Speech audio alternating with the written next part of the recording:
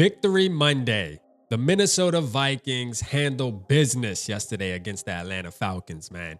I mean, look, I was going to do one more video on going through Atlanta Falcons fan base under their post-game interview comments and capturing those and talking about them. But I think it's clear how the Atlanta fan base feels about Kirk Cousins. And it's a lot similar to a lot of us and how we felt. You know, I'm talking 2-3 years ago when we had Kirk Cousins as our quarterback. You can't rely on a guy with the ability of Kirk Cousins to take your team where you want to go when he's consuming all of the finances. It just won't work. You understand? But let's talk about our quarterback yesterday, Sam Darnold, man. I mean, he dominated, bro. The man had 347 yards on 5 touchdowns. He was 22 for 28. He only missed 6 passes. Kirk Cousins, on the other hand, had 344 yards with 2 interceptions, which really should have been 3 if you want to keep it real. It should have been 3.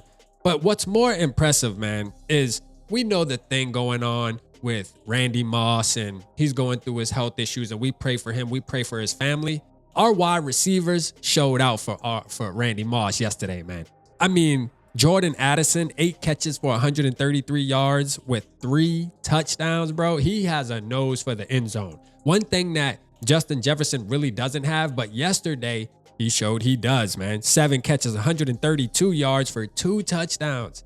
Man, this team was hitting on all cylinders. Even Aaron Jones holding on to the ball. He had a decent game. What Aaron Jones have? 73 yards, 5.6 yards a carry, though. That's important. With a touchdown added to that. Byron Murphy coming out and doing his thing. Byron Murphy is showing that he is an elite cornerback, man. It just took him some time to get there. Now, some of y'all might not want to use the word elite. That's cool. But I was beating the table for Byron Murphy, and it's exciting to actually see it come to fruition now. And we got to talk about one more guy, man. I mean, Dallas Turner. I'll mention Dallas Turner right now real quick. He was doing his thing. He was flashing around. I think the hit that he put on Kirk Cousins is when Kirk Cousins started going downhill. You feel me? Like, he shook him. The hit that you needed. The hit we all know as Vikings fans. Once you hit Kirk Cousins, he's going to be crumbling for the remainder of the game. But I got to mention Redmond. I mean, Redmond, number 61. Any guy that says, give me number 61 and just give me whatever helmet you have available and goes out there and plays like him, that guy is a savage, man. Shout out Jalen Redmond, man. This dude is a beast, man. And I mean, do we really have a defensive tackle problem? I think we really need to let him keep playing the remainder of the season. And if he continues to play at this level he's been playing, man, there's a conversation to be had in the offseason. That doesn't mean that we don't need to, address that when the draft does come around. I agree with that. But this dude, man, I mean, he doing his thing, bro. What more do you want from a defensive tackle? I don't know, man. Let me know down in the comments. But the Minnesota Vikings, this game was circled on the schedule for me and a lot of other Vikings fans, and it couldn't have went any better. I mean, the only thing that could have went better is we blew them out and didn't let them score at all. You know what I mean? But again, Kirk Cousins gets on his post-game interview. He blames his defense. He does all the same things that we had to go through. And Falcons fans, they just ain't liking it, man. They ready to bench him. Michael Penix Jr. should be playing next week. I think the Vikings solved the issue. We let it be known and just pretty much pushed it forward. We pushed the paperwork across Atlanta Falcons head coach desk and said, hey, just go ahead and finish it off, man. Just finish it off. It's time to put the young boy in, man. Michael Penix Jr.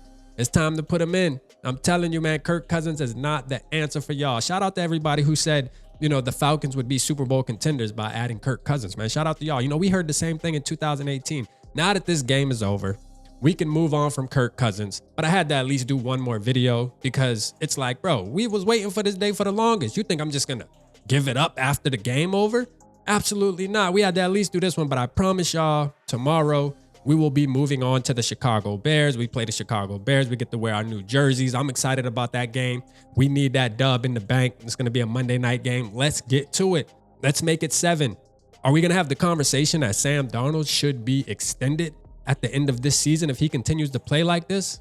I think the Vikings they're causing a lot of good news, good conversations for the offseason. When times are slow, I think we'll be able to have a lot of good conversations based off of how these players are playing out there on the field. Minnesota Vikings dominate. I mean, put the belt to the you-know-what on these Falcons yesterday, and I was there for it, bruh, and so were y'all. Y'all let me know how you feel down in the comments. Appreciate y'all tapping in. Holla at your boy.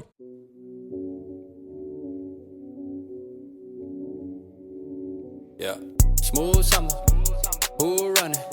I hear them talking, but they ain't gon' do nothing. Celebration, I might have a toast with you. I'm feeling good, I'm feeling great, I'm terrific. We ain't taking no losses, we winning. Undefeated, check the percentage.